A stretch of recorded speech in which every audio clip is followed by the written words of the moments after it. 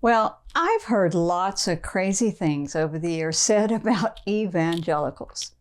I dare say most evangelical Christians don't know what one is, and no way that our Jewish friends know what it is. So I want to take a few minutes today as we close our series on Jewish-Christian relations to set the record straight about evangelicals. Welcome to the Israel Answers series, connecting Israel, the Bible, and you. Join Susan Michael as she explores timely issues and current events from a scriptural perspective to equip the Christian world with a balanced and biblical response.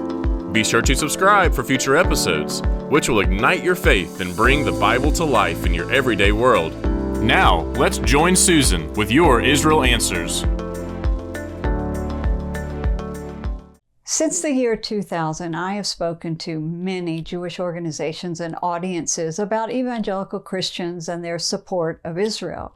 So I tend to use the term quite often in my articles and in my teachings, but I recognize that most people really don't know who is an evangelical.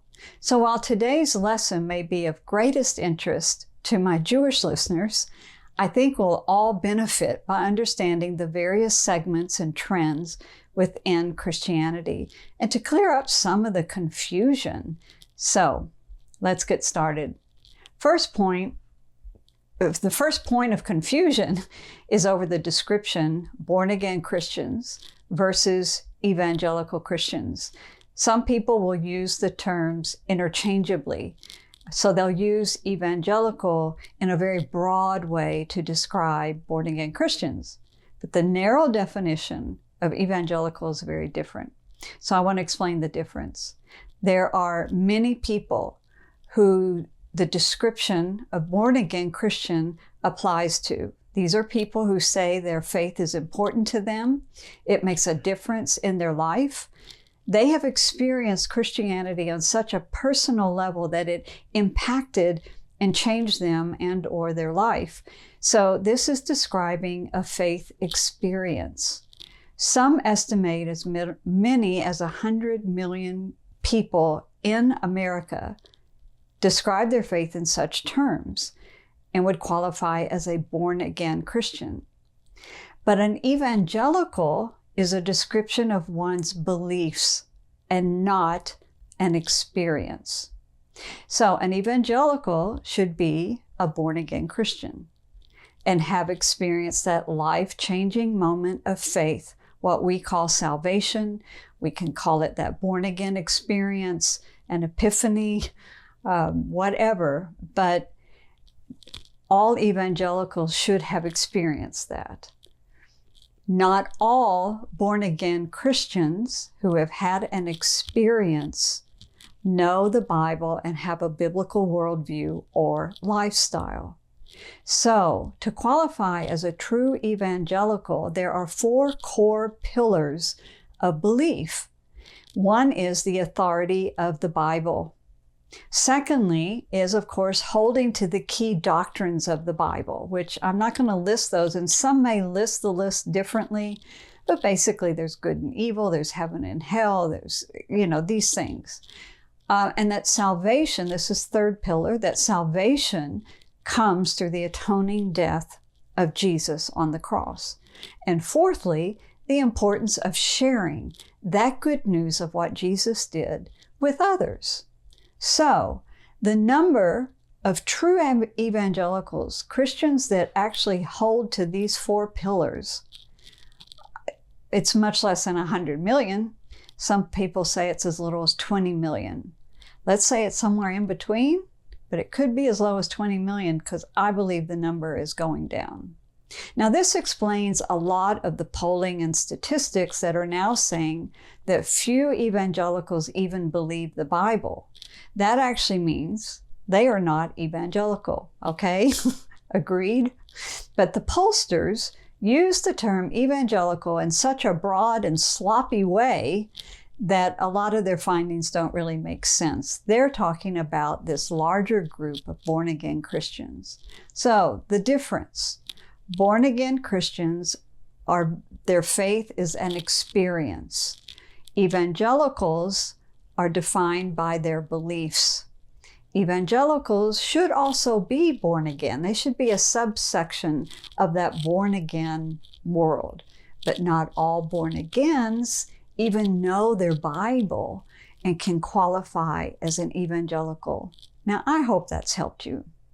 Now, speaking of pollsters, if you or anyone you're associated with wants to do a poll on these issues, please make sure you pick a polling firm that understands the two definitions, because many do not.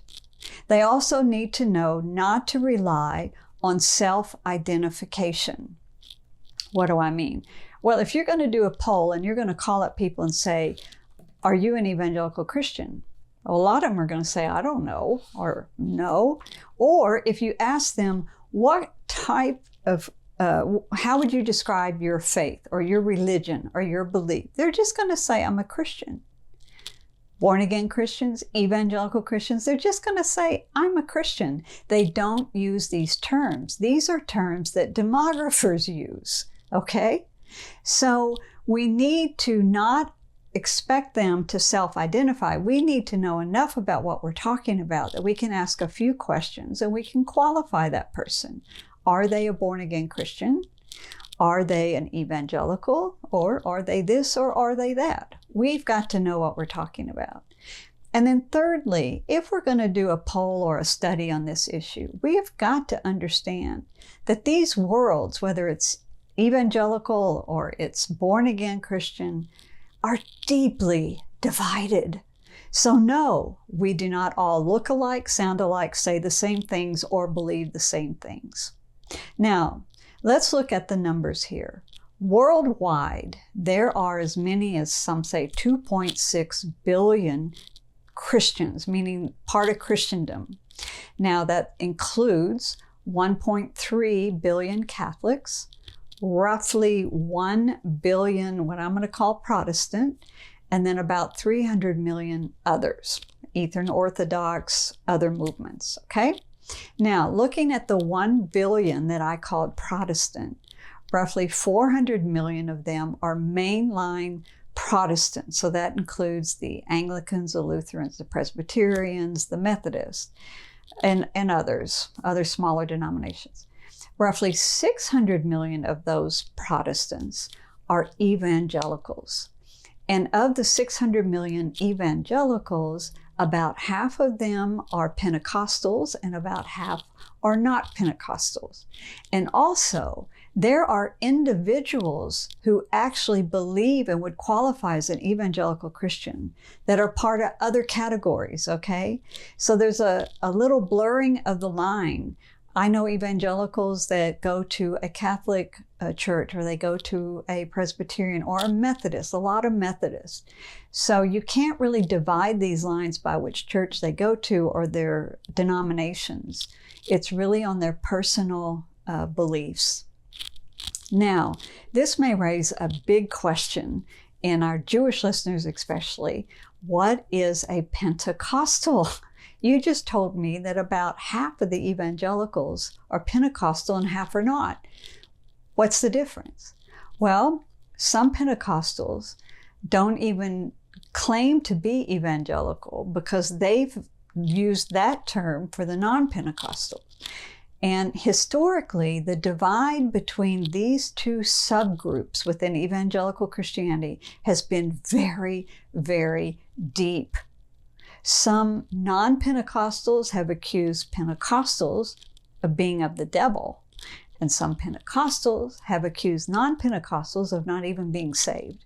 So this divide has lessened in the last 20 years, but I remember back in the 70s and 80s, it was really very rough. It was very angry, and there was a very, very deep divide. I'm so glad that today it's less of a divide. There's more of a recognition of the validity of each other's faith. Now, Pentecostal is a segment of the evangelical Christian world who also believe in the necessity of being filled or baptized by the Holy Spirit as described in Acts chapter 2, what happened on the day of Pentecost, when the Holy Spirit was poured out upon this group of believers praying. And it says that the fire fell and divided as to tongues on each individual. And they all spoke in other tongues. So Pentecostal churches, or the Pentecostal teaching, emphasizes the gifts of the Holy Spirit and the activity of the Holy Spirit in our everyday lives, empowering us not just to live as Christians, but to minister in power to others. Now, non-Pentecostal teaching is that the Acts 2 experience I just described was a one-time experience, and after the deaths of the early apostles, that this died out. There was no further baptisms of the Holy Spirit. We all received the infilling of the Holy Spirit at the point of salvation, which is what we call that born again experience. So I am so glad to say today that there is less of a divide, but there has been a very, very strong divide, and there still is in some pockets in the evangelical world. So there you have it, definitions, a little bit of clarity. You might be asking, well, what are you? Well, I am an evangelical Pentecostal, which means that I am also born again. So that's my labels, all right? Now, my closing point I want to make in this discussion is about the support of Israel from the Christian world. And which of these groups support Israel and why? Well, it's just not that simple. We have to divide the Christian world a little bit differently when it comes to their support of Israel. So first of all, let me lay the foundation that there are many reasons to support Israel that are irrelevant to one's faith or where they fall within this denominational categories, or even how you read the Bible. There are many reasons based on history, legality, many reasons. And I have a series called Why Christians Support Israel. It's a 5-part series. 4 parts deal with all those other reasons. The 5th part, then, we deal with the biblical reasons. So there are many Christians that support Israel that may espouse political support or a number of types of support. But those who do support Israel for the biblical reasons, many are born-again Christians, and they support Israel for kind of sentimental reasons based on the Bible. So they know that the people of Israel were the chosen people of God, and therefore we should support them. We should stand with them. And then they understand some of the political reasons of our shared values and our shared enemies and this kind of thing. But evangelicals who are much more biblically based, most of them support Israel and will quote biblical reasons. And the mostly quoted is Genesis 12:3, which says that those who bless you, God speaking to Abraham, I will bless, and those who curse you, I will curse, and through you all the families of the earth will be blessed. Now, even within evangelical Christianity, though, not every evangelical Christian lines up with support of Israel. And why would that be? You're thinking, well, they've got the same Bible, the same verses. And it is because of their approach to the Bible is a little bit differently than the bulk of the Christian evangelical world. The bulk of the evangelical world reads the Bible to mean exactly what it says, what the writers intended it to mean and to say. But there is a theology called replacement theology. And this approaches the scriptures a little bit differently, that God's promises to Israel and the Jewish people have now been put on the church because of the Jewish rejection of the messianic credentials of Jesus, and therefore God's rejection of the Jewish people. And so he has now put all of their blessings on the church. The church has replaced Israel. Well, the Bible does not actually say this. It is an interpretation and a spiritualization of many things in the Old Testament. So the Bible teaches that we have a faithful God who made promises to Abraham 4,000 years ago, and to Moses, and to David, and confirmed through the Hebrew prophets that are still being fulfilled today, and all of them will be fulfilled one day because he is a faithful God. He is true to his word, and his word is true. The church does not replace Israel. Our calling is very different from the calling on the people of Israel. And as the Apostle Paul said in Romans 11, their calling cannot be revoked. He just came right out and said it. Their calling is irrevocable. And even if they are the enemy to the gospel of Christ, they are still beloved for the sake of their calling. That's what he said in Romans 11. Look it up yourself. So we see the hand of God at work in the regathering of the Jewish people back to their homeland in our days, because it is a fulfillment of his promises to Abraham as confirmed by the Hebrew prophets. If you believe that the Jewish people lost their calling and position with God, then the modern regathering is a fluke or a major coincidence of history. This is the real dividing line within the Christian world concerning the modern state of Israel. So, how many Christians in the U.S. support Israel? Nobody knows for sure, but I land somewhere around the 50 million mark, because it goes beyond just the evangelicals. There's also much Christian support for Israel in the born-again Christian world, which is much larger. So for biblical reasons, and some of them for more sentimental reasons or political reasons or any of the reasons. So there is a large reservoir of support for Israel in the American Christian world. But let's not take it for granted. You know, many disturbing trends threaten the strength of this support because they're threatening the strength of the evangelical movement in America. So we shouldn't take it for granted. So that concludes our series on Jews and Christians learning to relate. And I hope you learned something today about these different categories of Christians and what the terms mean and who we relate to and who supports Israel and who believes this and who believes that. I hope it's been helpful. I really enjoyed this series, learning from the pioneers about their work in Jewish-Christian relations, and anything we can do to help further that relationship is our joy and our pleasure.